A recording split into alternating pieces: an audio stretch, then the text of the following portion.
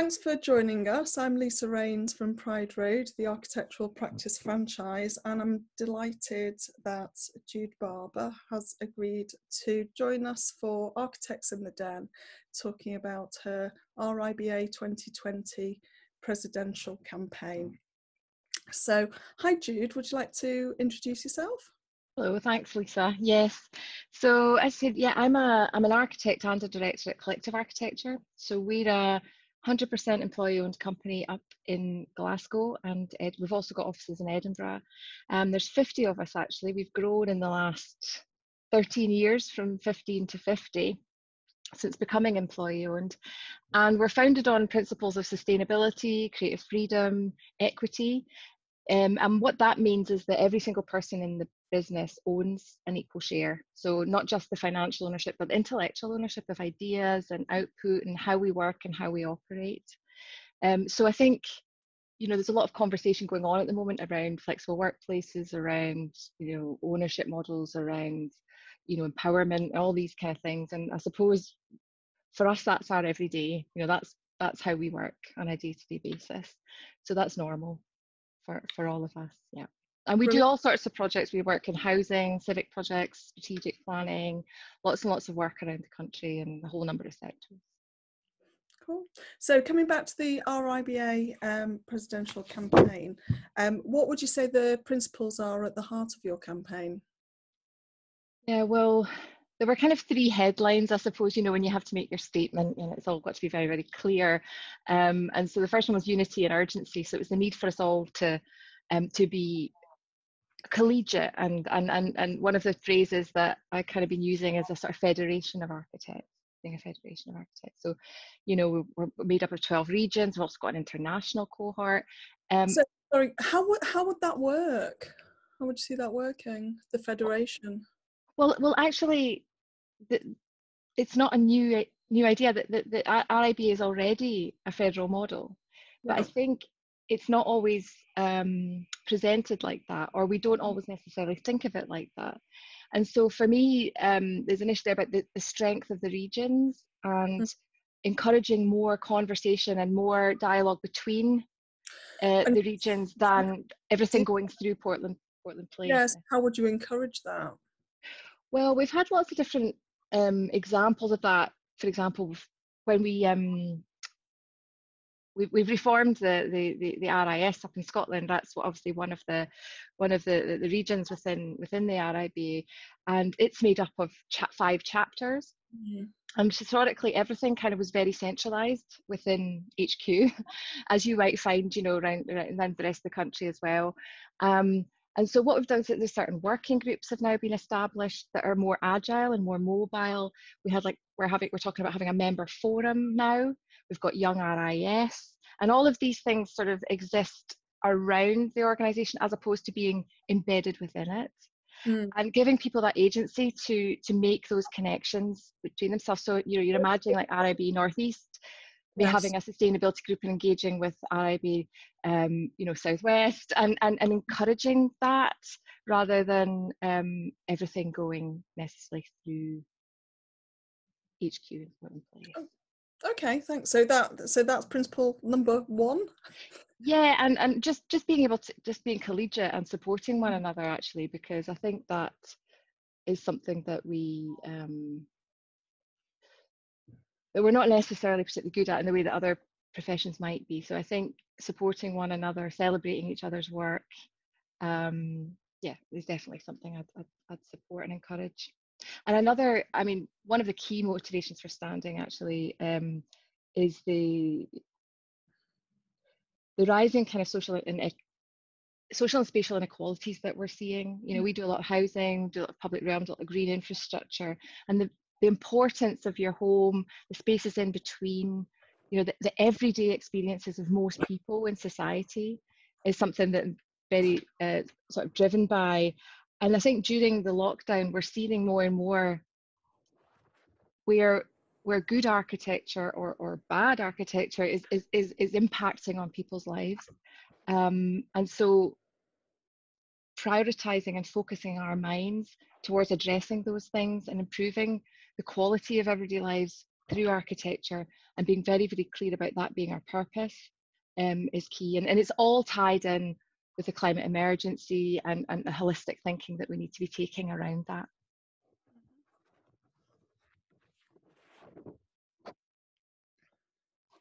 So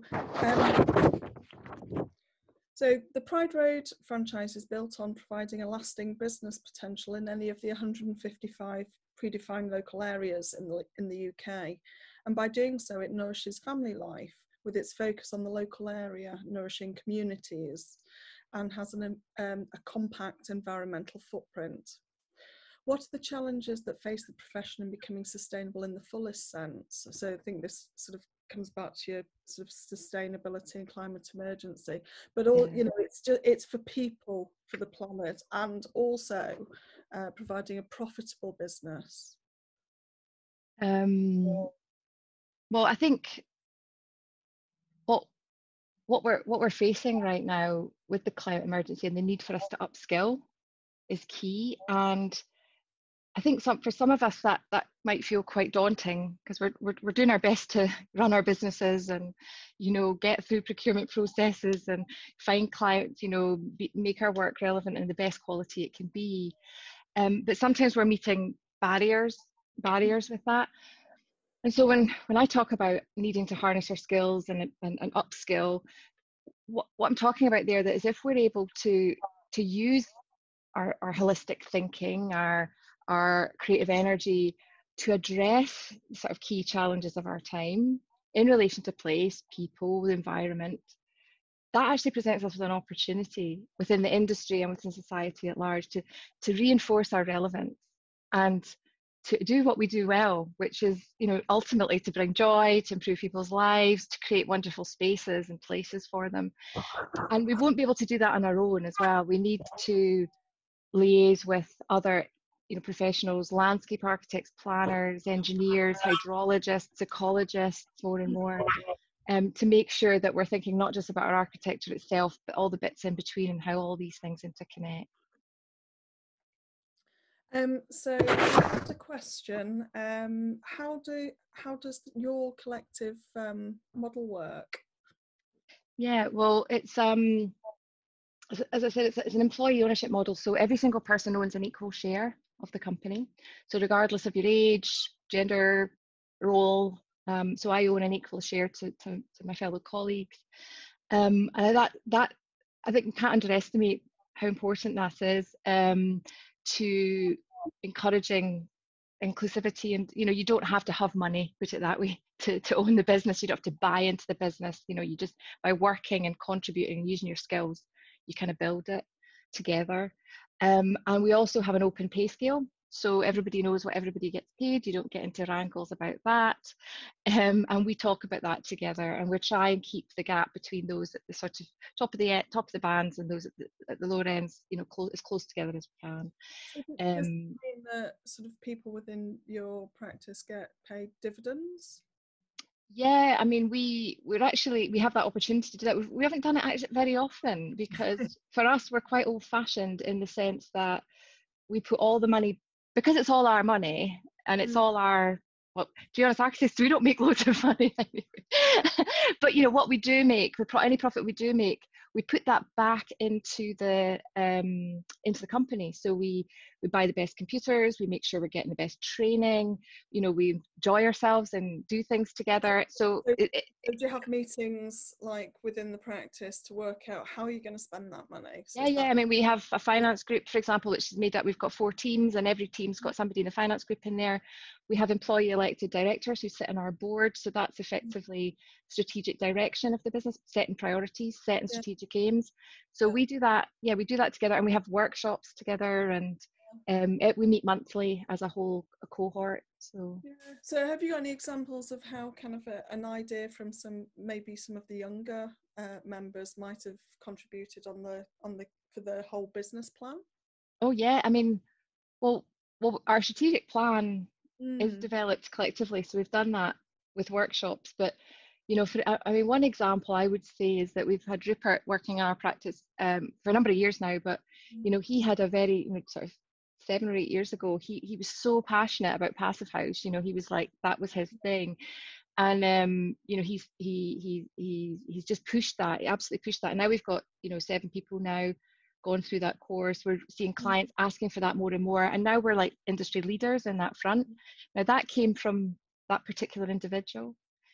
So he has driven that whole part of our business, and that's now proving to be really fruitful. And we're seeing ourselves able to be, you know, demonstrate we've got experience in that area, and also just push forward with it. So he's continuing to do that, and more people are you know are developing that skill with him.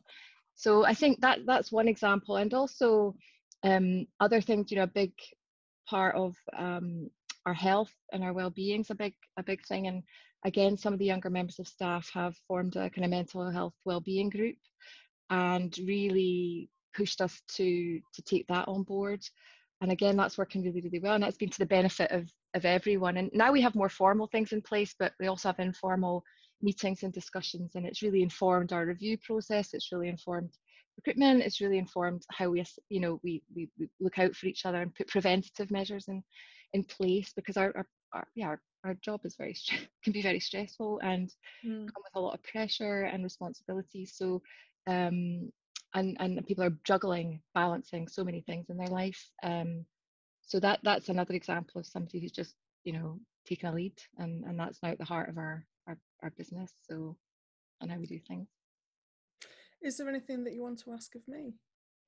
Yeah, well, I was interested in the Pride Road model and how you I understand the franchise, the principles of the franchise, but I was interested in how, like, if somebody was interested in joining, like, how would they go about that, and what would they need to do, or what would you do to support them, or what do they get for that, you know? Okay, so in the first instance, if someone wants to join me, we're looking for qualified UK architects, so that will be someone with an ARB registration. We've split the country into 155 territories. I've got a map on the wall with them on. So we cover certain areas in Scotland. So, for example, sort of Glasgow would be available to you, Jude, if you want to join us. But we would ask that Pride Road is your main focus. So it might not suit you at the moment.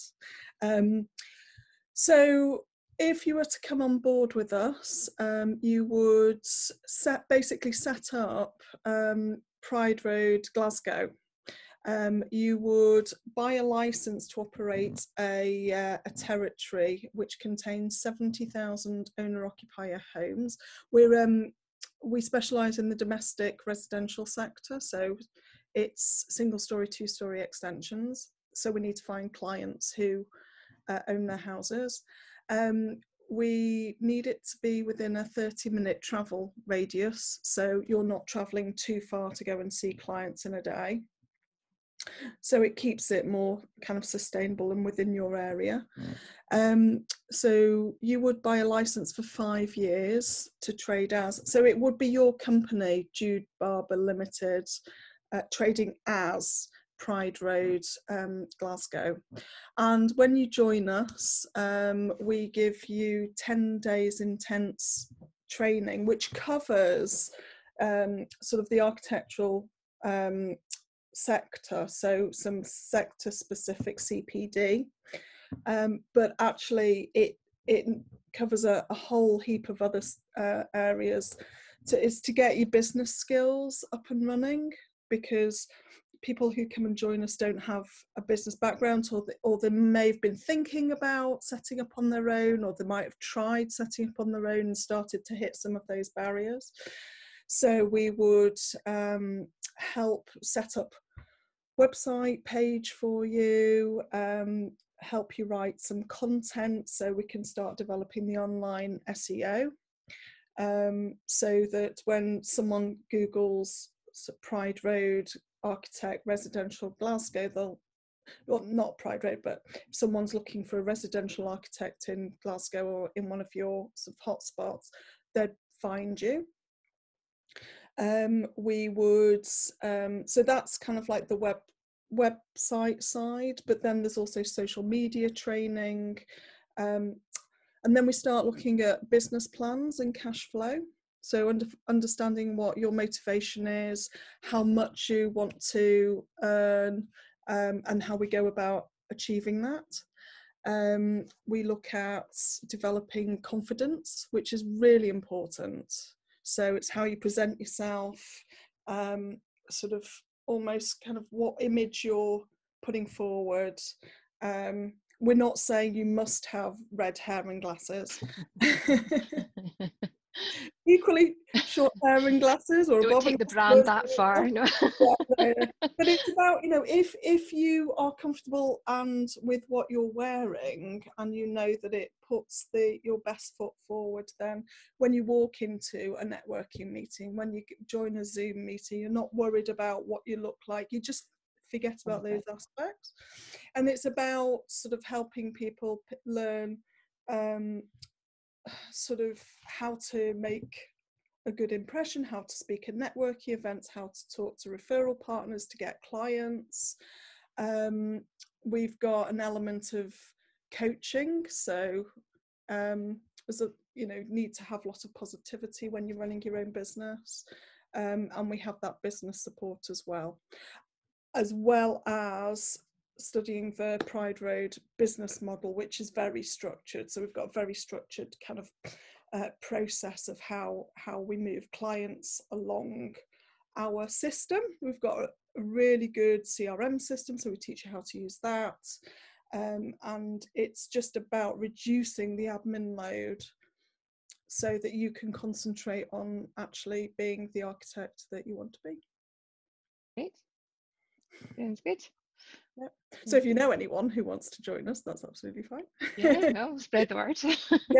yeah, that's what it's all about, really, because at the moment we're sort of Manchester, Liverpool and Bournemouth based, so, you know, we are spread across the country, but we would like to spread further. Well, because I was quite surprised, because, you know, looking at the membership of RIBA, you know, it's half the membership almost are it's made up of single sole practitioners, and obviously a large portion of those be women as well, I imagine, or in areas out with city centres as well.